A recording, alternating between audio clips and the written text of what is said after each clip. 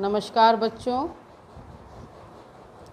हम लोग last class में क्लास 10th में हमने पढ़ा था टेंसेस, और उसमें मैंने कहा था कि I will give you some examples.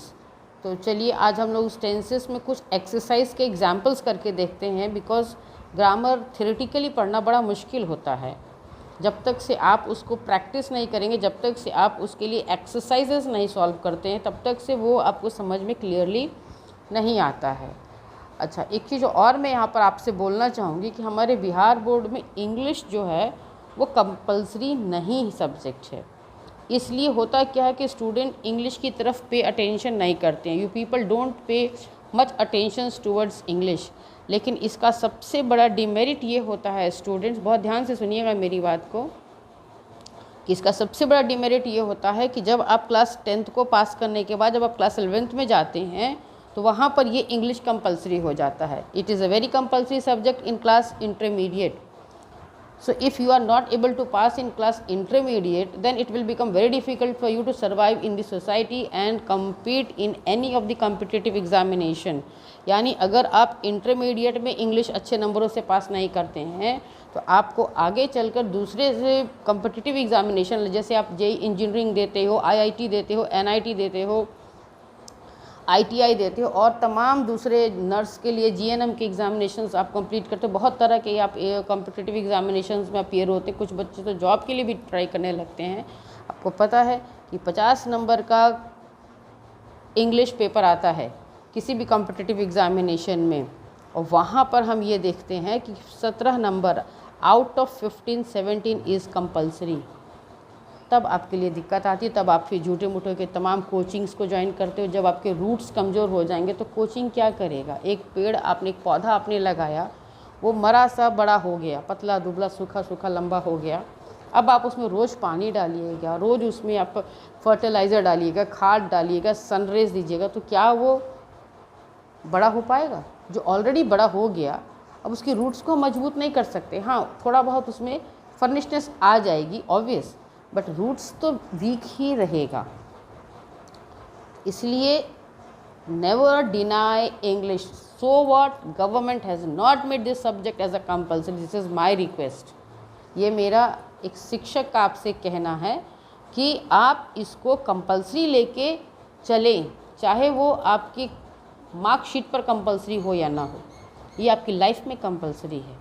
ठीक है, ओके। तो चलिए हम लोग टेंसेस पे आते हैं, ज़्यादा ज्ञान बांटना बेकार है। तो देखिए, सबसे पहला क्वेश्चन है, मैं आपको टेंसेस मैंने पढ़ाया था, आप इस पर ये भी पढ़ेंगे।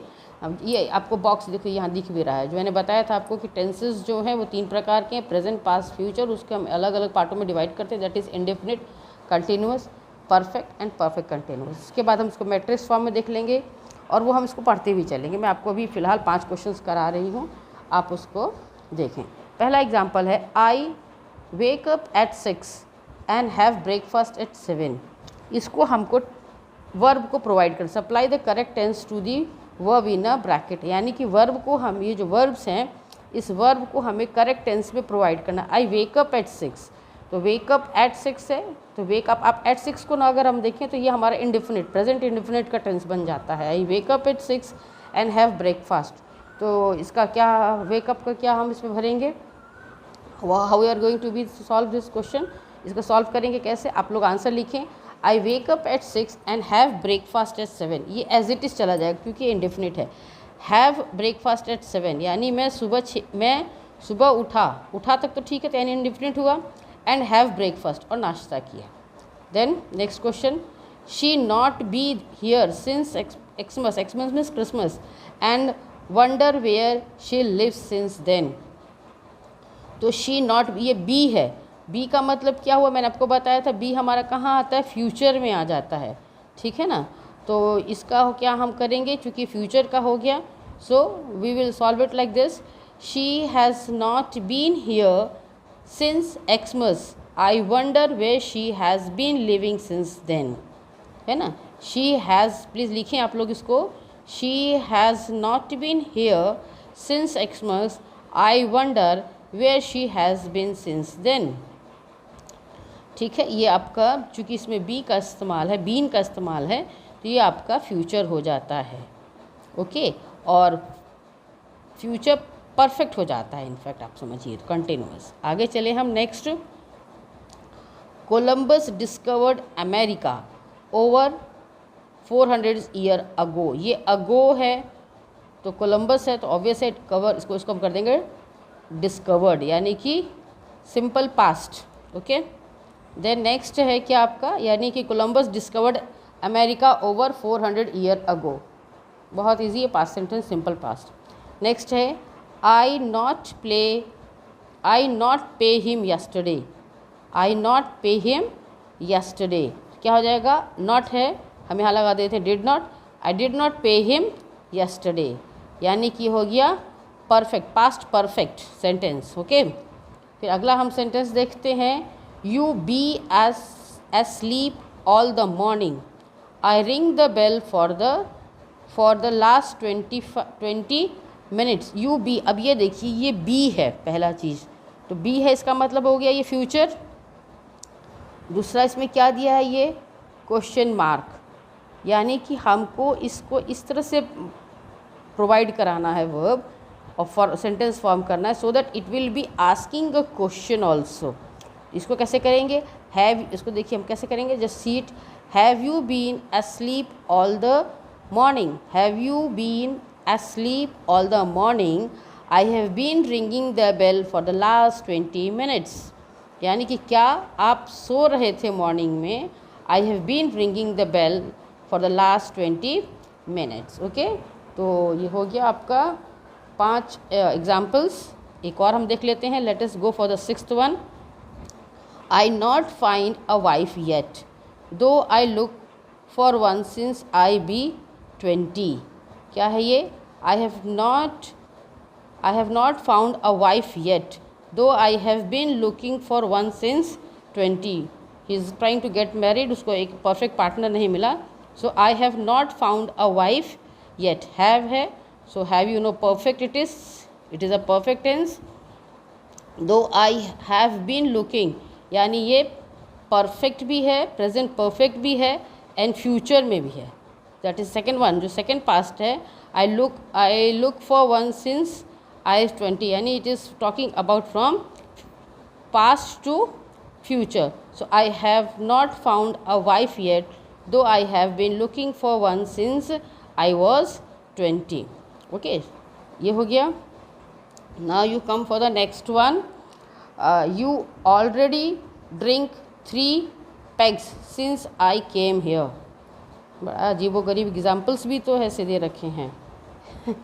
ओके, एनी हाउ अब बुक में है तो कंटिन्यूसली इसको करना ही पड़ेगा हमें। पेग्स मीन्स छोटे ड्रिंक्स जो पिए जाते हैं उसकी बात है ये। You have already drunk, drink को हम पास्ट कर देंगे ड्रंक, क्योंकि पेग्स कह रहा है सिंस आई हियर, लिखा है ना कम हियर, तो जब से मैं आया हूँ, तो इसका मतलब है कि पास्ट टेंस हो जाता है ये। तो इसको आप कैसे सॉल्व करेंगे, you have already drunk 3 pegs since I have come here. Okay, then next 8th one देखिए। The baby cry because it's be hungry. Okay, तो कैसे होगा ये, the baby is crying, baby is crying because it is hungry. Okay, baby is crying because it is hungry. अब आप कहेंगे यहाँ पर इट क्यों है, इट इज़ बिकॉज उसका जेंडर हमें डिक्लेयर्ड नहीं है अभी। ओके, इसलिए। Then go for the 9th one. John swim very well put not, John swim very well but not dive. So the क्या हो, इसको सॉल्व कैसे करेंगे हम, स्विम को क्या करेंगे, द जॉन स्विम्स, प्रेजेंट करेंगे, प्रेजेंट इंडेफिनिट का वर्ब लगाएंगे, John swims very well but not dive. Okay, then 10th one. They be tried now as they work in the garden since 8 o'clock। So क्या करेंगे हम, they are tired now, they are tired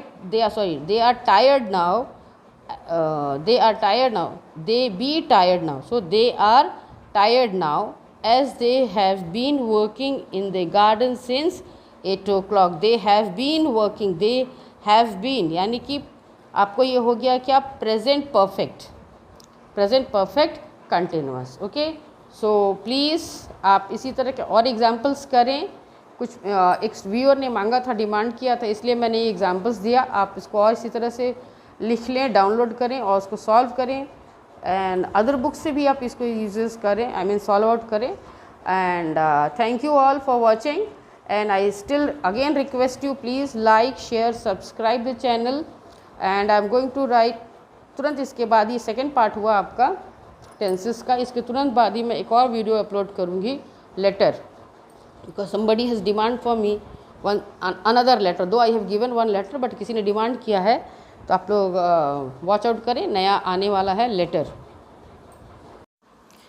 Dear children, be connected, keep watching and like, share, subscribe. Thank you.